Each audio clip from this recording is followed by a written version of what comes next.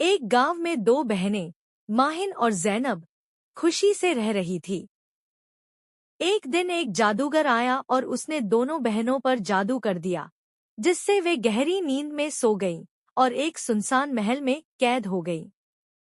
जादूगर ने कहा, जब तक कोई सच्चा दिल रखने वाला इंसान उन्हें न जगाए, वे सोती रहेंगी।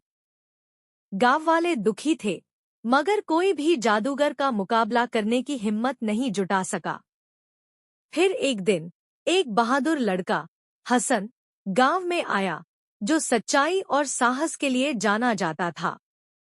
उसने जादूगर से मुकाबला किया और उसे हराया।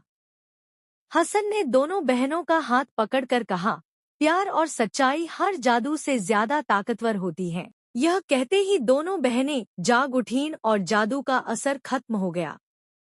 गांव में खुशियां लौट आईं और सब ने हसन का धन्यवाद किया।